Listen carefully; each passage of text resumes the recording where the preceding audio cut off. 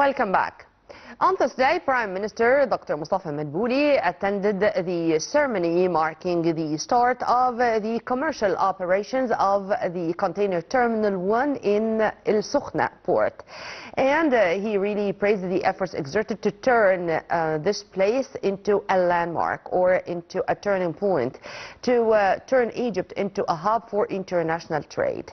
The Prime Minister was accompanied by Deputy Prime Minister for Industrial Developments, Minister of Industry and Transport, Kamil Al-Wazir, and also a number of the CEOs of the international private companies which participated in holding this mega project. We are going to know more details in this detailed comprehensive report, and we are going to return back with more, so stay tuned. Egypt launched commercial operations at Red Sea Container Terminal 1 at Ain al-Sokhna port, making a major step in the government's plan to make the country's regional hub for transport, logistics and transshipment. The launch, attended by Prime Minister Mustafa Madbouli and several ministers, coincided with the arrival of the container ship CMA CGM Iron and operated by CMA CGM, carrying about 13,000 containers from Beirut. This came 1 month after the fully automated terminal began trial operations.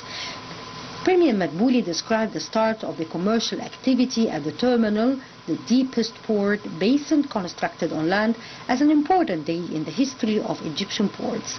He emphasized that the port development is central to Egypt's strategy to become a regional logistics and transit trade hub, following directives from President Abdel Fattah al-Sisi. The terminal is part of the broader development project at Ain al-Sokhna port, a key element of the integrated Sokhna-Alexandria logistics corridor. The corridor is designed to link the Red Sea with the Mediterranean and strengthen Egypt's role in global supply chains. The Prime Minister was joined by Deputy Prime Minister for Industrial Development and Minister of Industry and Transport, Kamil Al-Wazir, and Suez Canal Economic Zone Chairman Walid Gamal-Eddin. Senior officials from the Suez Canal Authority, the Ministry of Transport, and the Suez Governorate also attended. Al-Wazir said the terminal is fully automated and operates to international standards, increasing Ain al-Sokhna port's capacity to handle the world's largest container ships and reinforcing Egypt's position in the global supply chains. He added that the Ministry of Transport is working to establish strategic partnerships with major global terminal operators and shipping lines. The terminal is run by a consortium of Hutchison Ports, CMA, CGM and COSCO Shipping. Minister Al-Wazir said the terminal would support Egypt's exports, open new markets by providing direct maritime services and develop an integrated transport system linking seaports with rail networks and a high-speed electric rail system. Egypt has prioritized port and logistics development as part of its broader economic strategy, seeking to leverage its geographic position at the crossroads of global trade routes to boost competitiveness, attract foreign investments, and support long-term growth. In December 2025, the Guinness World Records Committee recognized Ain al-Sokhna port for having the world's deepest man-made port basin at 19 meters, the deepest globally among port basins constructed on land. The port is central to the Suez Canal Economic Zone and the development plans there, with authorities aiming to attract local and foreign investment, expanding industrial activity and creating jobs in logistics and manufacturing. The new terminal is equipped with 6 ship-to-shore quay cranes for large container vessels, as well as 18 automated yard cranes, including rubber-tired gantry cranes. Operations are managed through a terminal operating system using GPS and radio frequency identification technology to track and organize containers in real time. Centralized control rooms monitor cranes and yard operations, reducing emissions, improving energy efficiency, and limiting human error.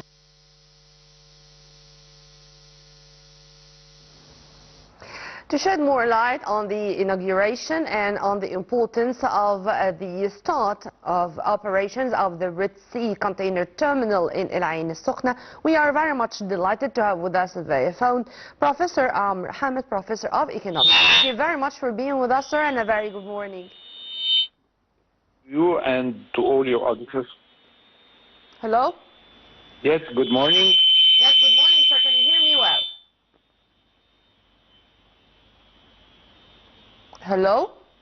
Yes, I can hear you. Great. Sir, Yeah. how do you see the importance of such terminal on the Red Sea in El Ain Sokhna to turn Egypt into a hub for international trade and transshipment? Okay, the project it's considered a transition from traditional port handling to what we call a full-scale next-generation container terminal operations on the Red Sea. It's capable of servicing ultra-large container vessels and operating under global standards, of course, and at the same time integrated into a national logistics corridor, not a standalone port, actually. Yes, and to be fully automated, as this was announced by whether the Prime Minister or Minister of Transport and Industry, Kamel El-Wazir. How do you see the importance of having this very developed and very developed ports and the plan or the strategic plan of the state to develop all our ports the same way? The idea is to enhance Egypt's position as a logistics and transshipment hub because it positions Egypt as a dual-cost transshipment platform.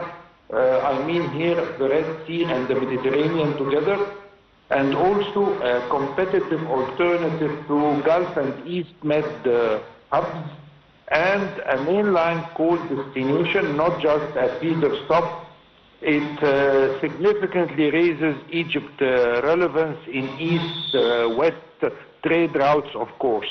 From also we can here focus on the strategic value of the Sokhna-Alexandria logistics corridor, and this corridor, it links production and the ports and global markets. It cuts internal transport costs and time. It enables seamless multimodal logistics, I mean here sea, rail, road together.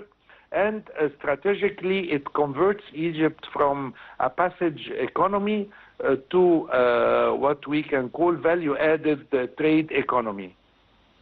During the ceremony on this day, sir, a number of CEOs of the international private sector companies which participated in holding this mega project or in upgrading the El Sokhna port, their speeches really reflected their full trust in the potentials and in the promising opportunity given to Egypt, to the whole world with such development of El Sokhna port, and also to receive more foreign direct investment in this domain. How do you see this as messages sent to all investors in the maritime industry, saying that Egypt is ready to receive more and more investors and to pave the way for more FDI investments, FDI attractions, I mean? Okay, I think here you are directing towards the partnerships with Hutchinson, CMA, CGM, and COSCO as well. Mm-hmm. And these partners, they bring guaranteed volumes, global shipping networks, international operating discipline. Without them, the terminal would be infrastructure. With them, it becomes a node in global trade flows also. Mm-hmm. What is important here is that with this if I may call with this success, we still need to reform or to improve some of the laws and regulations that would further enhance the position of Egypt as an international hub in this area. Mm-hmm. If you want also to touch on the impact on FDI and job creation, this terminal, it signals it signals credibility and bankability to foreign investors.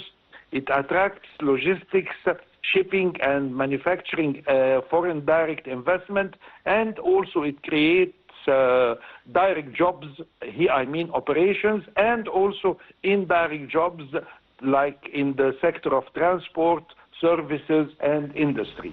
And we are diversifying our partnerships, sir. I mean, the private sector companies which participated in the construction of this mega project or upgrading the port from Europe, from South Asia, you name it. So how do you see the importance of starting from where others ended, or to benefit from the experience of all our allies in certain fields? And here, of course, I'm talking about the upgrading of ports and the maritime industry in general. Yeah, here I might call it the transfer of global expertise through advanced terminal operating systems, what we call the TOS, and also international safety, productivity, and ESG standards.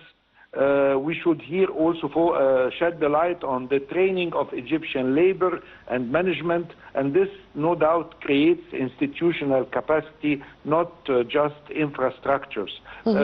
We can also here touch upon the importance of technologies and standards that distinguish the terminal in terms of automated and semi-automated yard systems, smart gate operations, real-time cargo tracking, high crane productivity benchmarks, green port and energy efficiency standards. Yeah, and how also do you see the inauguration of yesterday as a turning point with our exports? I mean, now we can invade more markets, and it's going to be much easier for us to move with better steps on the ground, whether towards new African markets in specific, as Africa is our strategic depth, as well as the north of the Mediterranean. If you want to also elaborate on that. Yeah, it's very important to note again that Egypt, the position of Egypt at the moment in the center of all the events that are taking place around us. So from a practical standpoint, Egypt represents an oasis in the middle of very turbulent events that are taking place around us.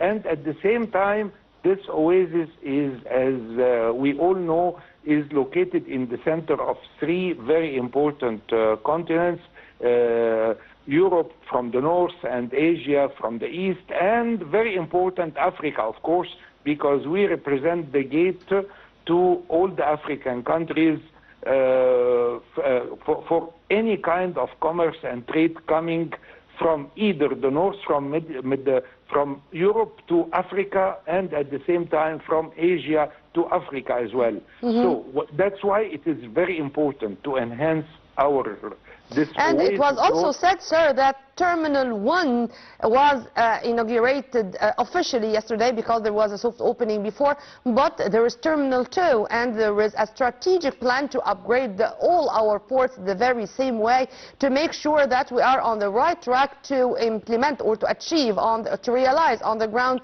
the goals of Sustainable Development Plan, Egypt 2030, or the New Republic. How do you see these statements, sir? Yes, of course. I mean, the success of Terminal 1 is directed towards triggering capacity expansions and also adding specialized terminals and deepen industrial logistics integration. Sokhna is planned as a multi-terminal mega hub, of course. We can also touch here upon the influence on future maritime and logistics investments, if you want. Yes, sure. In this respect, from the angle of the influence on future maritime and logistics investment, the success here will no doubt lower the perceived risk and accelerate the